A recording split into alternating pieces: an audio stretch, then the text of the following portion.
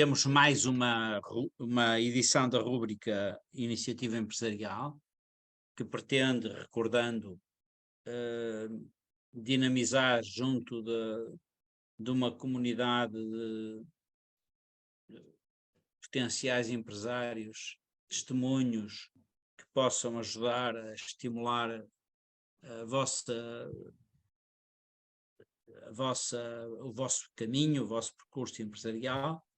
Hoje temos o Rui Sanches, que é para além de um amigo, uma pessoa que tem um caminho muito interessante nesta área. Vamos falar um bocadinho do processo produtivo, vamos falar um bocadinho de como é que isto se distribui, e por isso eu agradeço muito ao Rui esta disponibilidade para estar presente. Obrigado.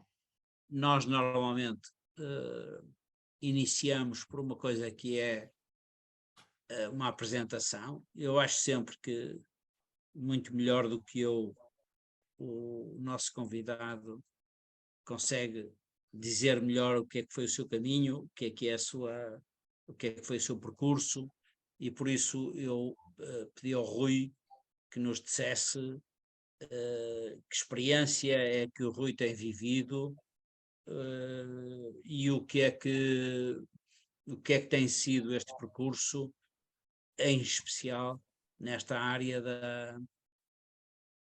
do agroalimentar, da restauração, de todas as experiências que o Rui tem tido nesta matéria. Por isso, esta seria a primeira pergunta. Nós vamos tentar fazer aqui uma conversa e por isso eu pedi ao Rui que iniciasse por aí, por uma apresentação do que é que foi o seu caminho, do que é esta experiência que o Rui tem nesta área de que estamos a falar. Bem, muito obrigado em primeiro lugar, obrigado pelo convite. Como empresário no setor da restauração, também agradeço à Agavi o papel de liderança proativa e o grande papel proativo que tem tido no que toca à nossa área, portanto à restauração e à promoção da gastronomia no geral e na promoção da gastronomia portuguesa em particular. Penso que têm feito um trabalho bastante significativo e desejar boa sorte para que continuem a trilhar o caminho que têm trilhado com sucesso. A empresa faz 25 anos este ano, nós começámos em 1998. Eu sou fundador e sou CEO da empresa. Começámos com a marca Vitaminas em 1998. De 98 a 2011, basicamente concentramos em operações de quick service, o chamado QSR, portanto, com várias marcas, a marca Vitaminas, depois a marca Capri no segmento de italiano, depois lançámos o Walk to Walk em Portugal. A partir de 2011 começámos a trabalhar a restauração com serviço de mesa, não no segmento de fine dining, mas no segmento de casual dining, portanto, uma restauração mais casual.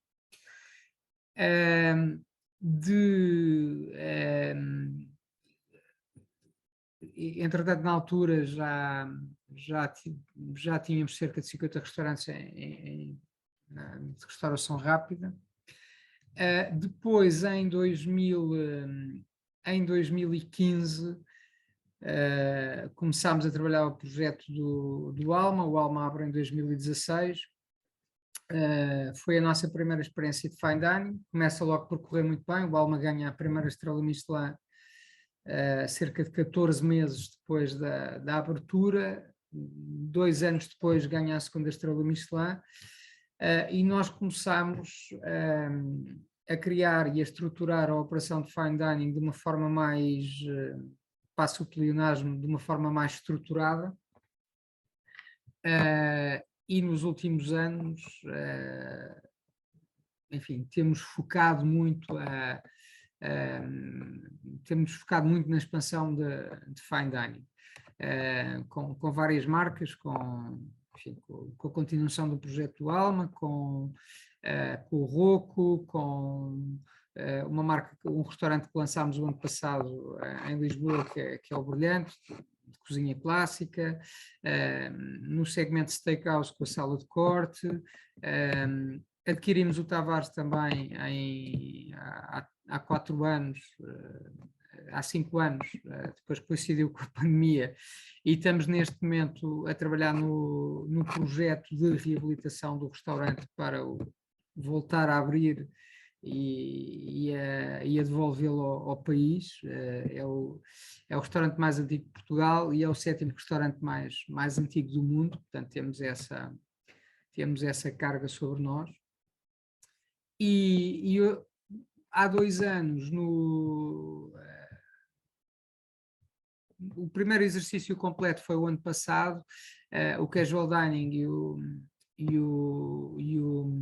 o fine dining já vale mais no nosso negócio total do que a restauração rápida.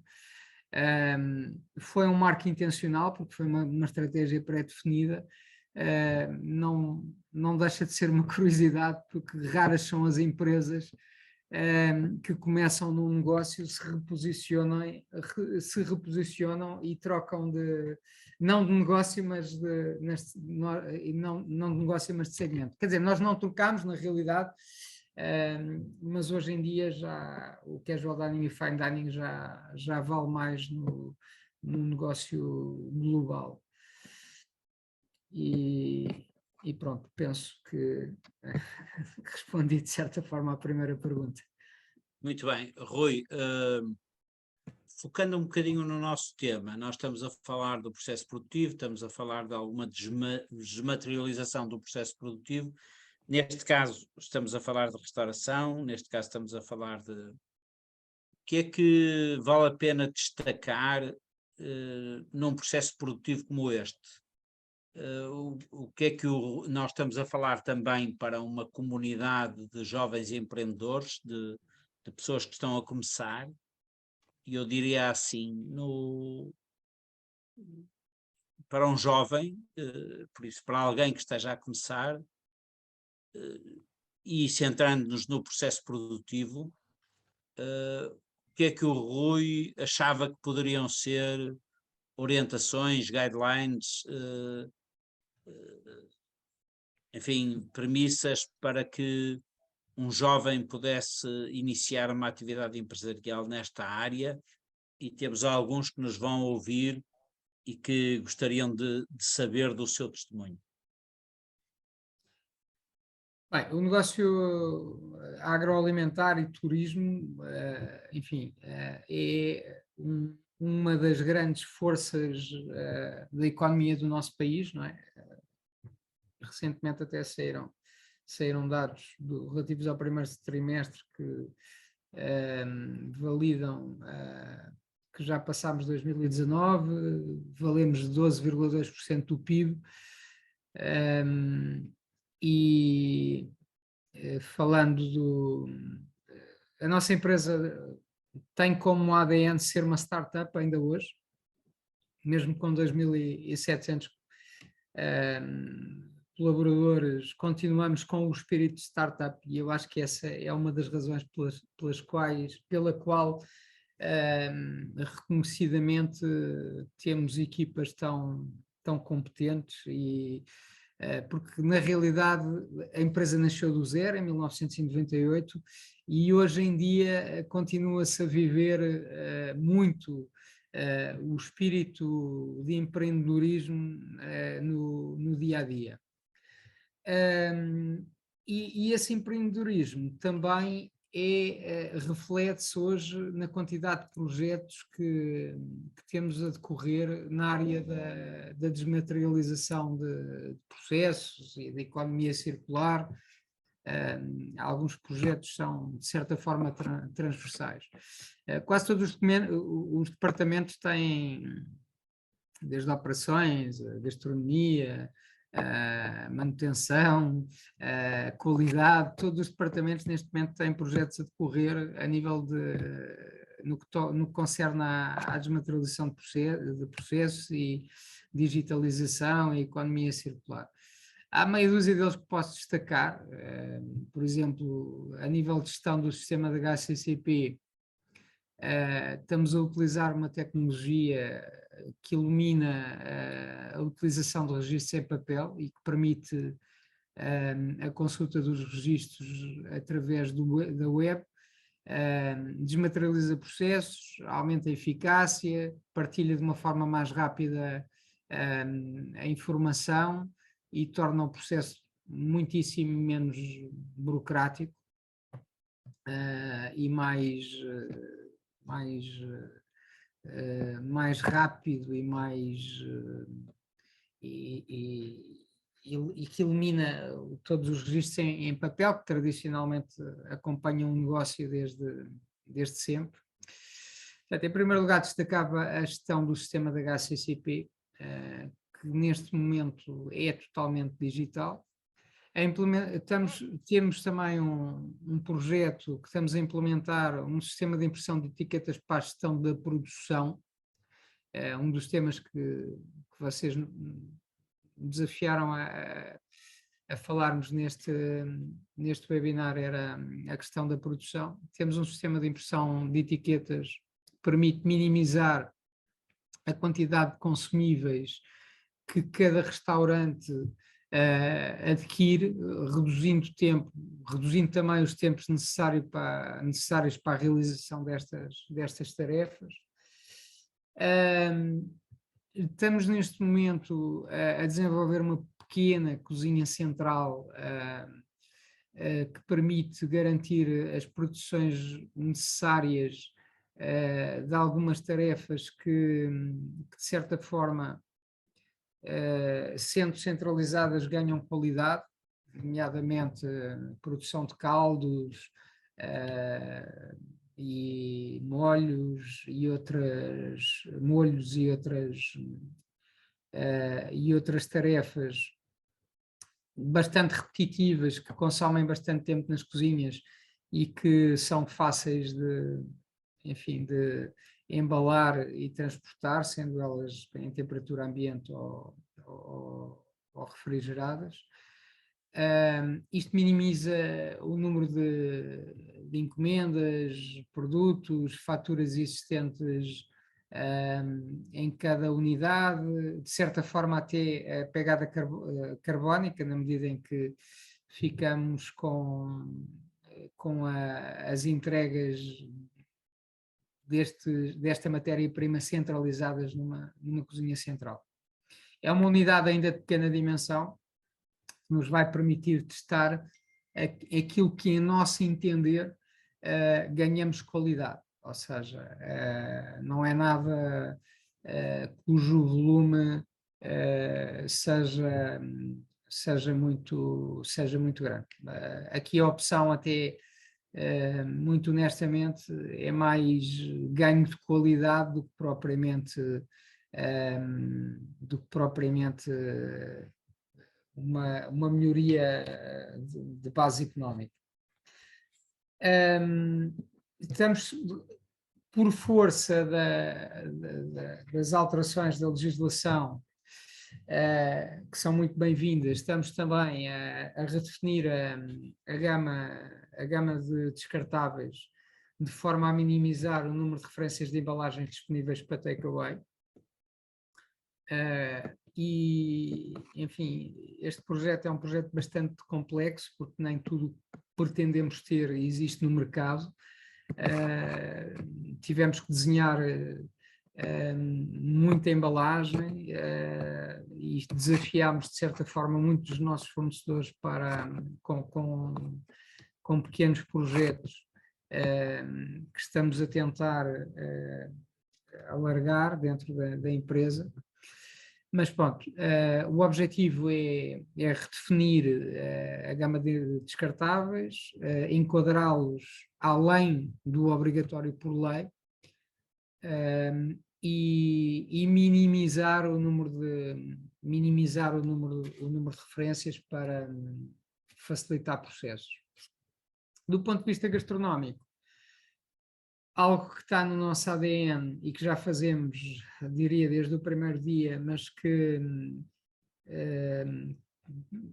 temos cada vez mais foco, é a reutilização de produtos excedentes ou sobras de determinadas receitas em novas receitas.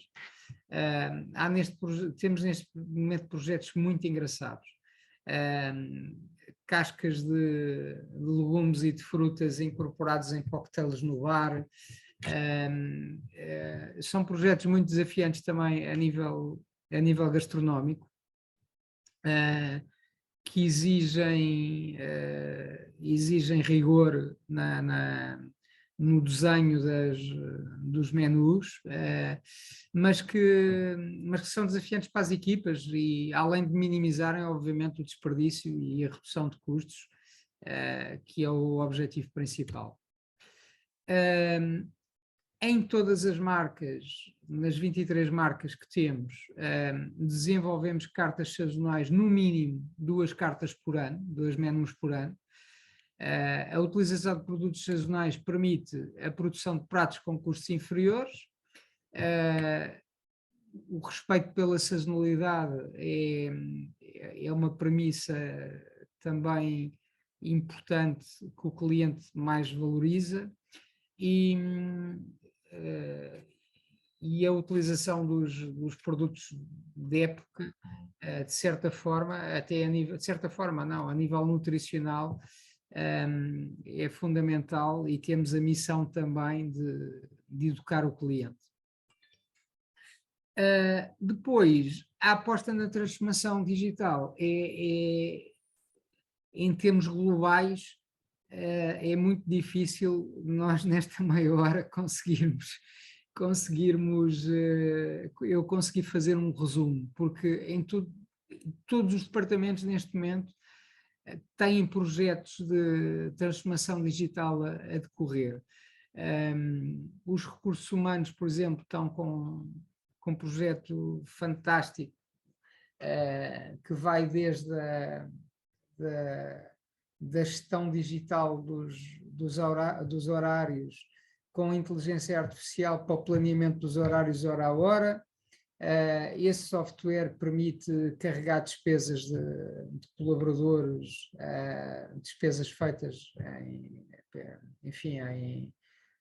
despesas que têm que apresentar à empresa, partilha de recibos, marcação de férias, oportunidades de carreira. É um projeto que eu tenho especial carinho, porque é um projeto que realmente sonhamos fazer há muitos anos, e nunca tínhamos encontrado um parceiro tecnológico que permitisse agregar num só software toda essa informação. Esse parceiro está a crescer connosco, portanto há muitos desenvolvimentos que temos pedido e que vamos continuar a pedir, que nos vão permitir alargar este software para fazer tudo o que queremos, mas este é um exemplo. Além de totalmente digital, é totalmente utilizável pelas 2.700 pessoas, uma vez que, além do web, funciona como uma app, que no fundo não é mais do que uma intranet. A nível de manutenção, temos um projeto também a decorrer com uma software house portuguesa, muitíssimo interessante, não só para gestão de manutenção, mas para gestão de imobilizado, e que vai ao pormenor da gestão de recursos elétricos no restaurante, ou melhoria de processo, enfim, que tem como base que visa diminuir os consumos a nível elétrico, a nível de água, e visa reduzir também os tempos entre um pedido de manutenção curativa e a concretização da ação. Na área de imobiliário e de procura de novos restaurantes, temos um projeto também digital a decorrer. Depois, a nível financeiro, controle de gestão, operações, todos eles têm como base a desmaterialização de processos e a redução de tempo na execução das tarefas e, basicamente, também a automatização de processos, ou seja, pormos o software a lembrar-nos daquilo que deveríamos ter feito e não fizemos, nomeadamente uma manutenção preventiva ou uma avaliação de um colaborador, ou o pagamento de um seguro, que não, ou a revalidação do imposto de selo de uma viatura, enfim. São projetos, de uma forma geral, interdepartamentais, mas que têm um departamento a liderá-lo. Foi muito rica esta intervenção, esta sua primeira intervenção, e eu gostava muito que os nossos jovens empreendedores percebessem como é que se consegue esta escala, como é que se consegue chegar a um patamar onde estamos a falar de tantas marcas, de tantos recursos humanos, e como é que foi este caminho? Como é que em Portugal é possível haver uma empresa que consiga, ao mesmo tempo, coordenar um conjunto de marcas tão importantes na área do turismo e da restauração, e como é que isto se faz? Quer dizer, eu acho que o testemunho principal que o Rui pode dar aos nossos jovens empreendedores é dizer-nos isto precisa muito de capital, precisa muito de recursos, o que recursos, precisa muito de tecnologia, precisa muito de parceiros.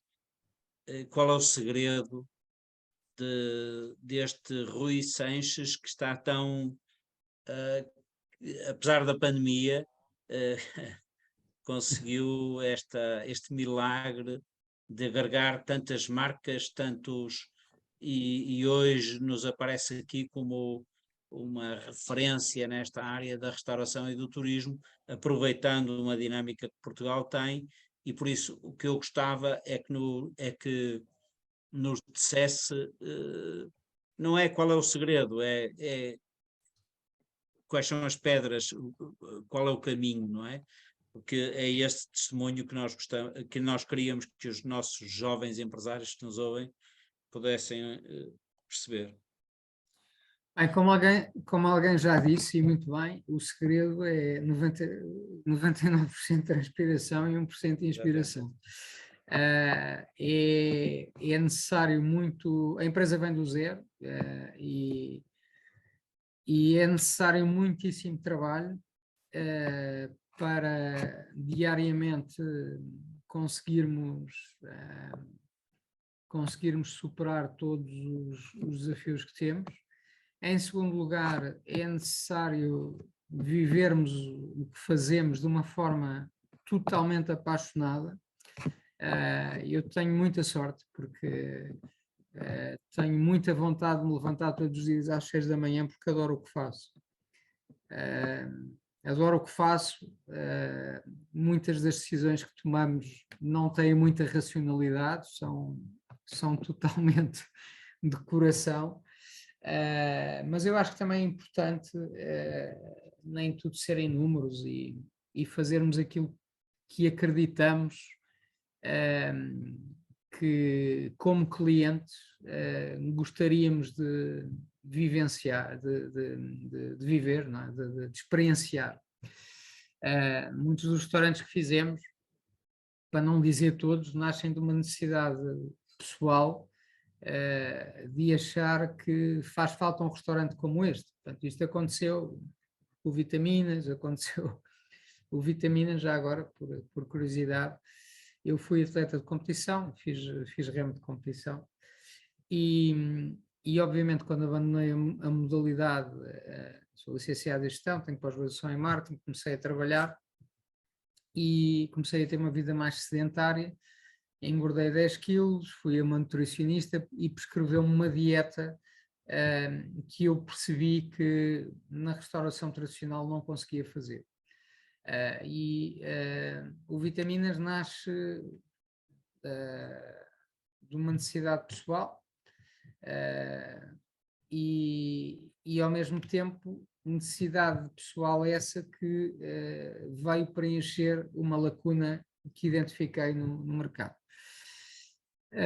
Muito honestamente, a história das outras marcas é praticamente toda ela muito parecida, ou seja, a 00 nasce porque o segmento da pizzaria estava a evoluir para as massas dupla de farinha moída à pedra, as farinhas moídas a pedra, massa de dupla fermentação, a chamada sourdough pizza, e eu percebi que no mercado não tínhamos uma pizzaria com essas características.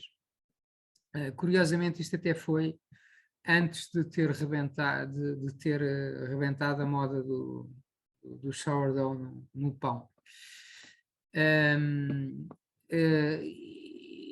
Ou seja, praticamente todos os restaurantes que temos aberto têm nascido de uma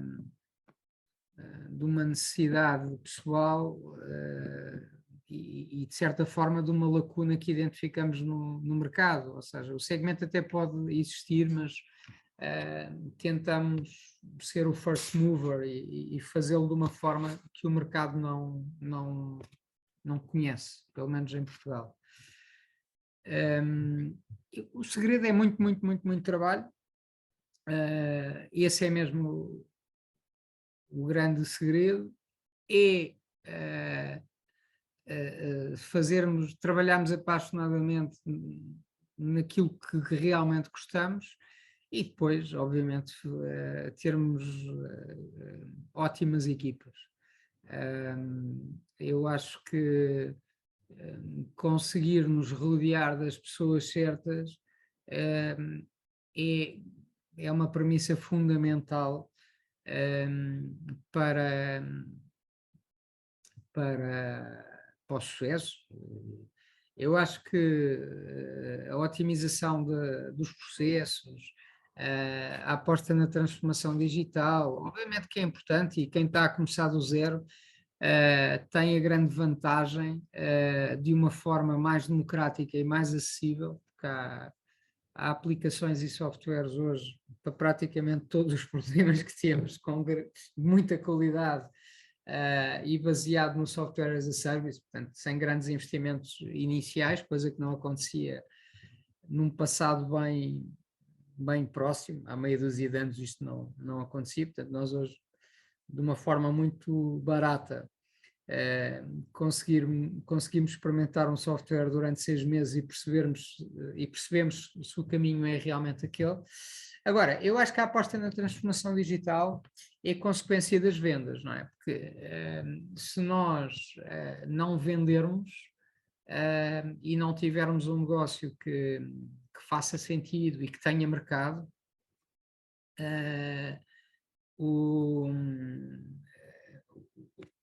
se não houver mercado, não é a otimização de processos que nos vai gerar rentabilidade.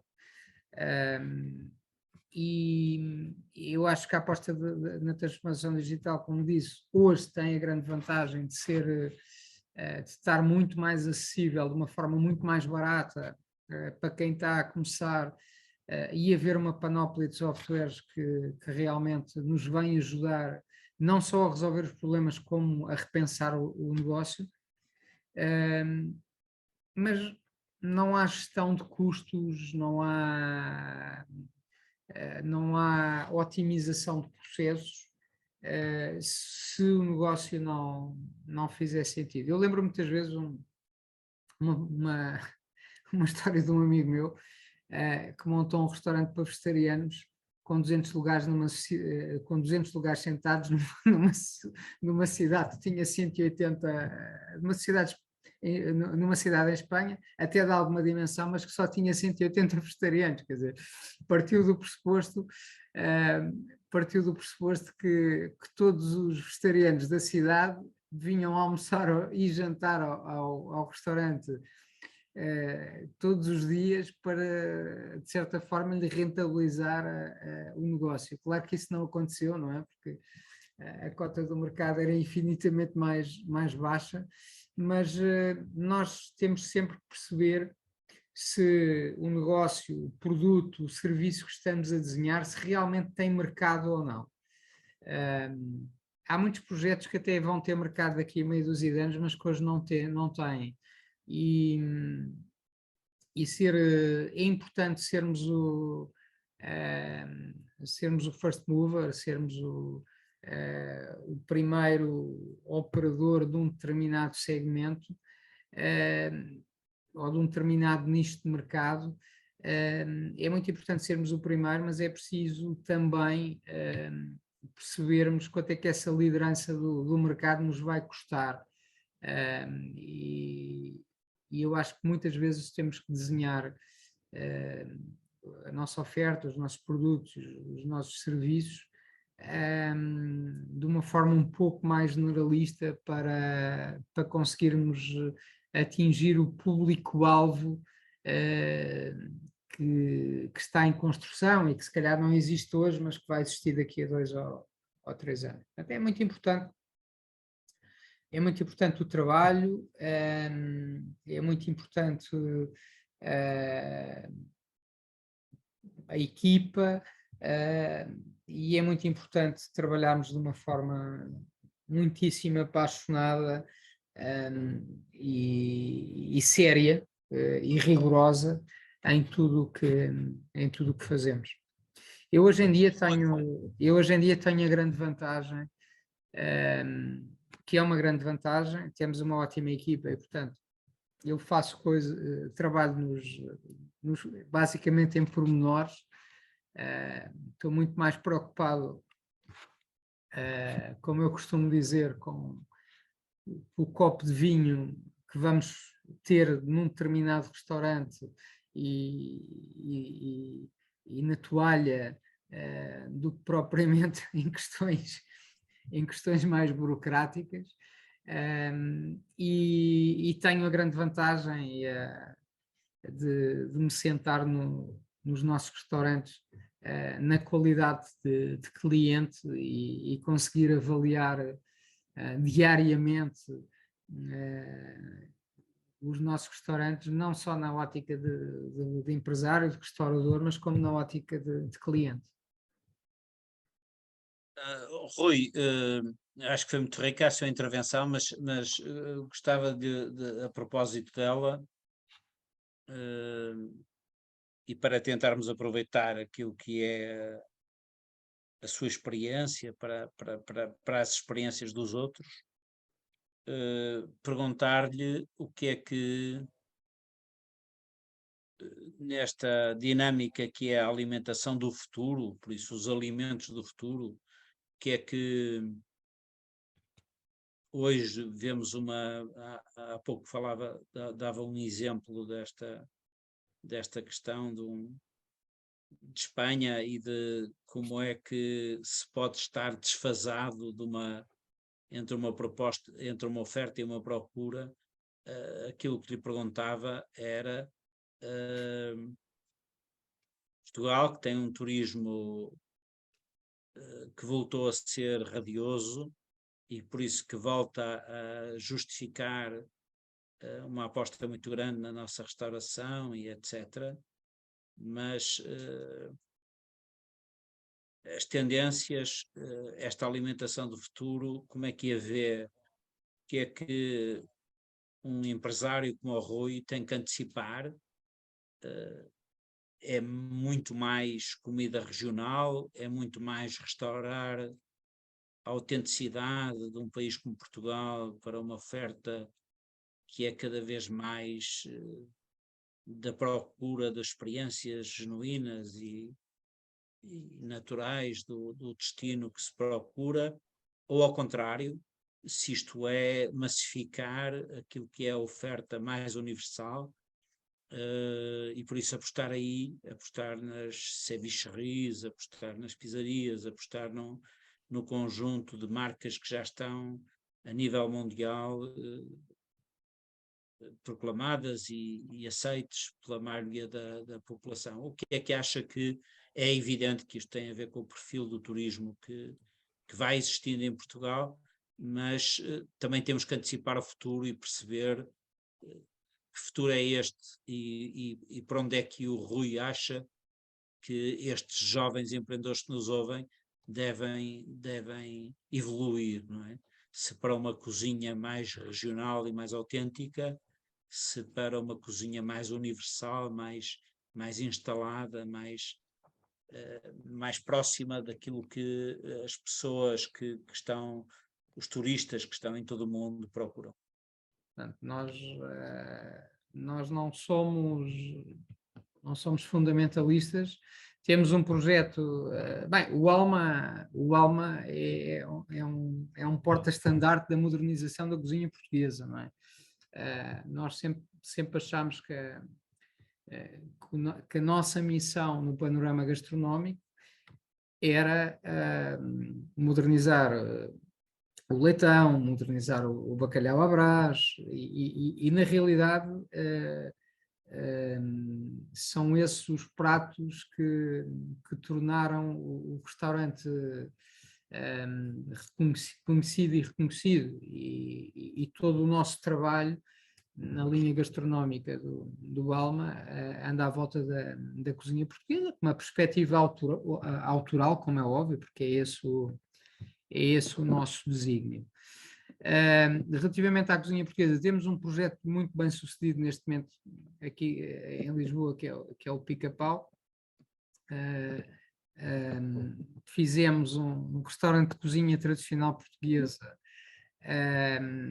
de receituário totalmente sem intervenção autoral rigorosamente nenhum, portanto receituário tradicional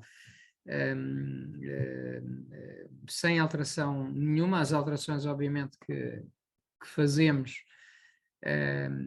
são técnicas, ou seja, se o bacalhau à Brás tem um problema do ovo secar, e se o ovo for cozinhado a 64 graus, o prato vai ficar muito mais saboroso, ainda que a receita seja rigorosamente a mesma. Isto é um exemplo muito simplista daquilo que é o programa gastronómico do restaurante.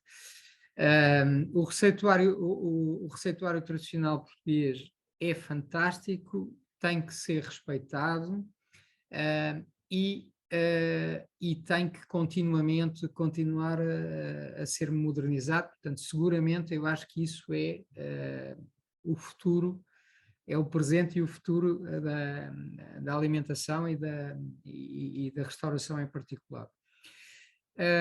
Além disso, obviamente que se percebe hoje, já agora eu sou filho de um transmontano de Montalegre e de uma lisboeta do Bairro Alto, o que me dá e que levava à cozinha muito a sério, não é? Nasci nos anos 70 e o meu pai, tomávamos o pequeno almoço todos juntos, o meu pai ia todos os dias almoçar a casa e almoçávamos todos juntos. vivia não só com os meus pais, como com os meus pais, meus irmãos, os meus avós, portanto era uma família como havia antigamente, em que vivíamos todos na mesma casa, e tenho essas memórias que me acompanham para sempre. O meu pai queria fazer um cozido à portuguesa com um fumeiro de Montalegre, e a minha mãe, de certa forma, tentar simplificar a receita de uma forma já mais saudável na altura. Isto são memórias que me acompanharão para sempre, felizmente. Mas pronto, isto é uma conversa à parte. A modernização da cozinha portuguesa, seguramente, respeitando o receituário tradicional, com exceção dos restaurantes gastronómicos, em que se tem que respeitar a autoralidade, porque é essa a função dos gastronómicos. Em segundo lugar, nós não podemos estar alheios que a população mundial está a crescer e existem certas e determinadas proteínas que comemos em excesso. Eu acho que a proteína vegetal não só está a crescer hoje, como continuará a crescer muitíssimo nos próximos anos. Agora,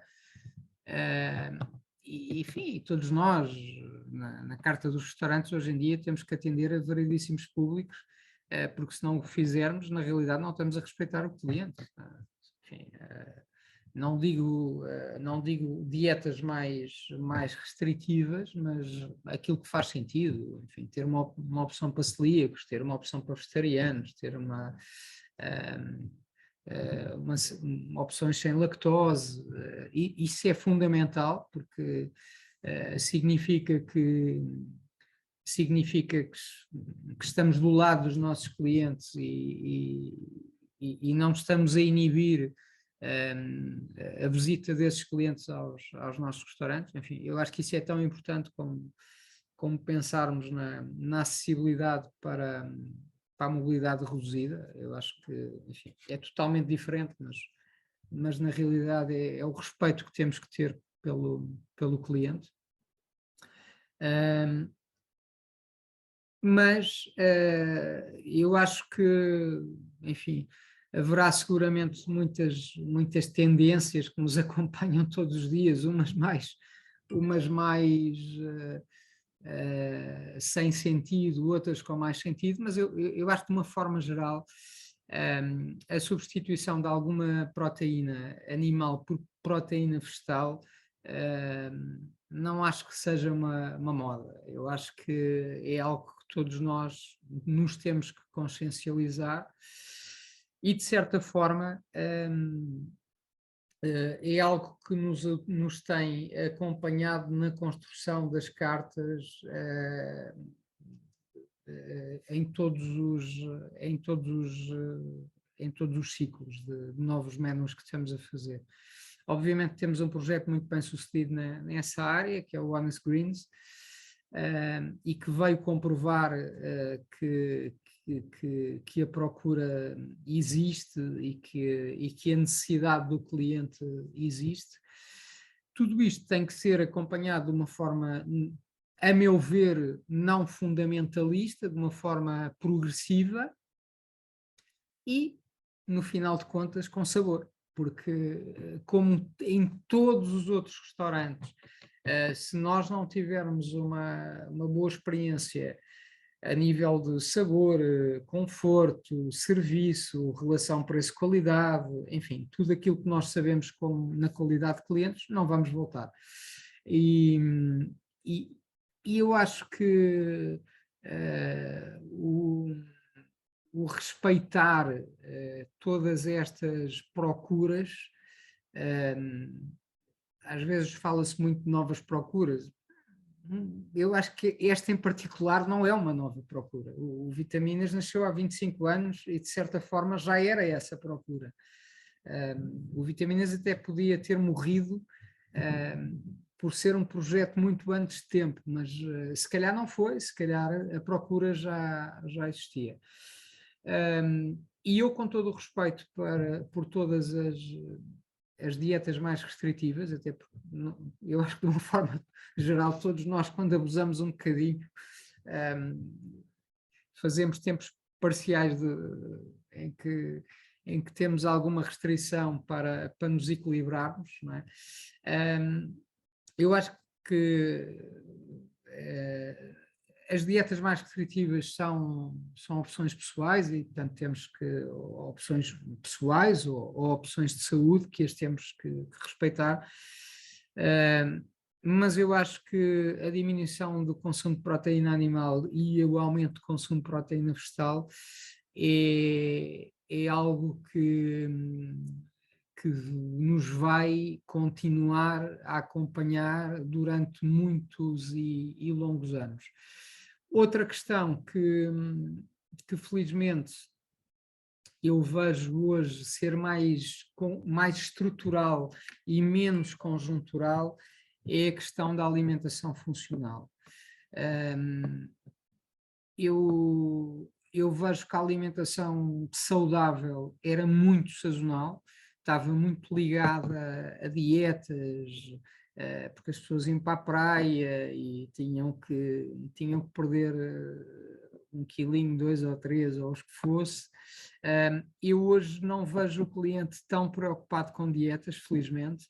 Vejo o cliente muitíssimo mais preocupado em ter, e todas as gerações, não só gerações em que obviamente dos 40, 50, 60 em que já têm alguma limitação, porque têm o colesterol alto, porque têm, enfim, e já precisam de fazer uma dieta mais restritiva, mas até gerações mais jovens, vejo o cliente, felizmente, muito mais preocupado com uma visão estrutural da alimentação para benefício da saúde e muito menos preocupado com uma visão de curto prazo e mais conjuntural de resolver o problema de perder meia dúzia de quilos para o verão. Eu acho que isso é muito bom. Se calhar é engraçado que a pandemia trouxe-nos muitas coisas más, mas eu acho que talvez um dos fatores interessantes e que ouço muito pouca gente falar é que acelerou alguma consciencialização a nível da alimentação saudável, porque as pessoas tiveram algum tempo mais paradas e começaram a preocupar-se não só a nível físico, mas como a nível mental e a nível gastronómico, ter alguma forma de compensar de certa forma essa imobilidade que tiveram durante praticamente 2 anos de pandemia. E, grosso modo, eu acho que resumidamente as duas grandes tendências que vejo é a diminuição da proteína animal em detrimento da proteína vegetal e a alimentação funcional como com uma visão mais longo prazo, em detrimento de uma visão meramente de dieta de curto prazo. Rui, estamos, as conversas são como uma boa comida, Exato. escorregam, vão depressa, e por isso o que eu como perguntas finais, perguntava-lhe o seguinte, e que deriva um bocadinho destas intervenções muito interessantes que teve. Nós tivemos aqui um case study ligado à proteína do inseto. A Tecma Foods é uma das empresas que acompanhamos e que fez um bocadinho a sua gênese e, e o seu percurso, foi um testemunho que nos foi dado muito recentemente, ainda esta semana. E por isso a pergunta é, para além da proteína vegetal, se o Rui entende que existem outras formas de podermos evoluir numa gestão do alimento que tem o espaço, a demografia, um conjunto de outras coisas como variáveis, e que amanhã nós podemos estar confrontados com como é que comemos e o que é que comemos para uma população putativamente maior, e por isso estamos a falar de podermos chegar aos 10 mil milhões de população ainda nos próximos 20 anos. A segunda questão que lhe punha é, esta questão muito rica que o Rui nos traz, de 23 marcas, da gestão, que eu acho que entusiasma qualquer um dos nossos jovens, é uma questão que está restrita ao Grande Porto e à Grande Lisboa, ou isto pode ser, e que é filha deste fervilhar do turismo, que teve uma interrupção na pandemia, mas que teve uma retoma ao nível daquilo que existia antes, ou o Rui entende que há uma possibilidade disto drenar para as regiões e de Portugal ter aqui uma vantagem, que é ter uma cozinha autêntica, uma culinária diversificada, com muito terroir, com muitas cartas gastronómicas, com muitas receitas, com alguns chefes de cozinha que nos podem ajudar. Enfim, dimensão regional e a dimensão destes alimentos do futuro, que podem existir ou não num plano de negócios dos nossos jovens empreendedores. Eu acho que relativamente aos alimentos do futuro, acredito que sim, mas também acho que tudo a seu tempo. Acho que ainda há algumas soluções que chocam os clientes e que provavelmente ainda não se consegue, ainda não existe conhecimento para cozinhar com sabor, como estava a dizer há bocado. Portanto, eu acho que sim, acho que seguramente haverá muitíssimas mais soluções alimentares daquilo que nós conhecemos hoje. A alta cozinha tem sempre um papel fundamental na democratização dessas soluções.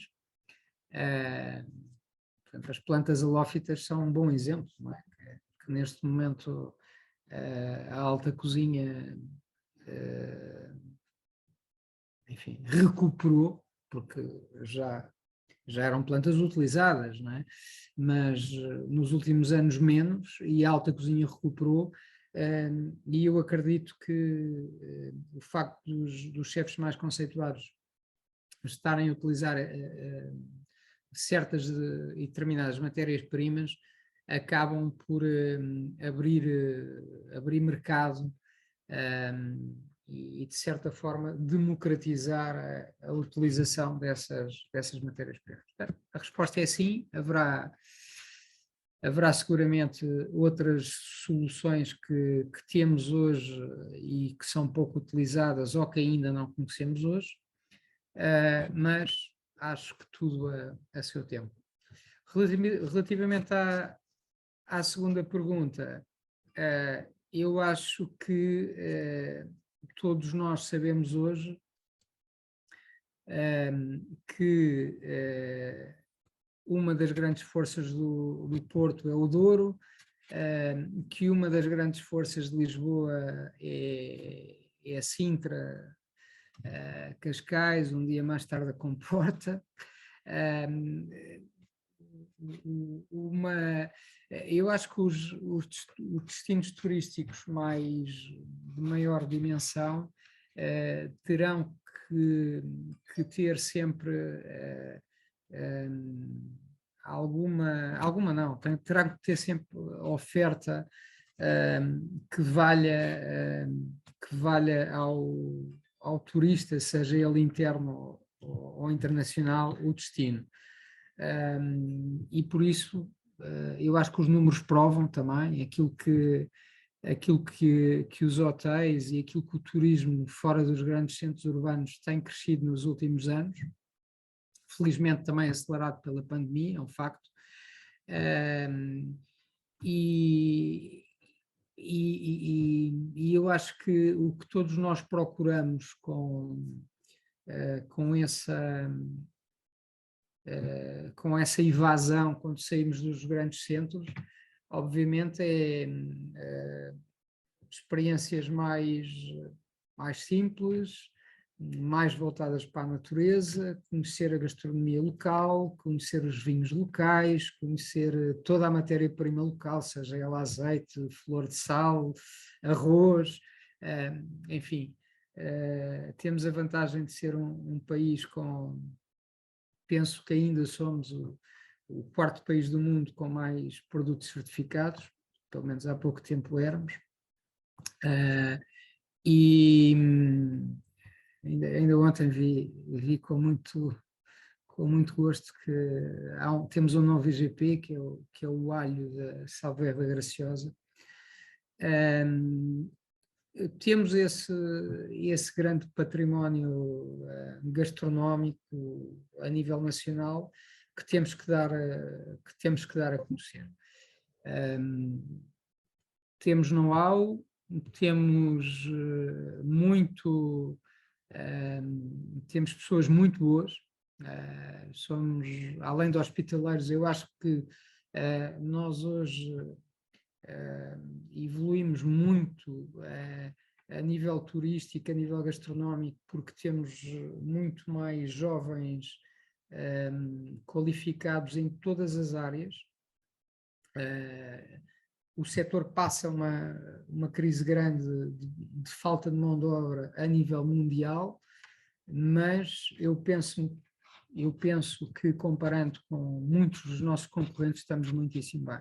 Temos ótimas escolas de cozinha, a pastelaria cresceu tecnicamente em qualidade imenso nos últimos anos, os nossos vinhos também, o setor do bar está a viver uma revolução enorme, temos jovens muito qualificados, com muita qualificação técnica, com muita vontade de inovar, e portanto todo o ecossistema à volta do turismo e da gastronomia, eu acho que as regiões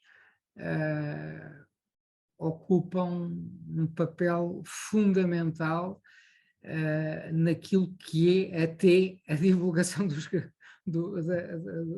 Lisboa e do Porto. Porque, como eu estava a dizer, enfim, eu acho que hoje o destino Porto para um turista intercontinental não faz sentido se não for conjugado com o destino Douro, não é? A meu ver, quer dizer, uma viagem intercontinental para um americano, para um brasileiro ou até para um europeu que venha uma semana ao Porto, faz todo sentido conjugar os destinos. E pronto, e há coisas óbvias que nós pensamos que são óbvias e que não são tão óbvias quanto isso. Eu vou dar um pequeno exemplo do muito trabalho que temos para fazer.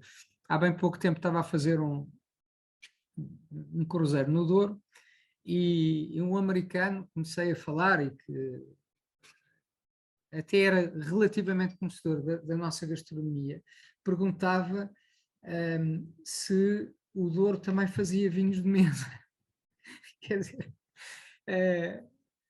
a minha resposta, de certa forma, até foi um bocado embaraçosa, porque sim, claro, é a região demarcada mais antiga do mundo, a região demarcada mais antiga do mundo, fazemos ótimos vinhos de mesa, bastante reconhecidos, mas é assim, cabe-nos a nós, a culpa não é dele, não é? Cabe-nos a nós,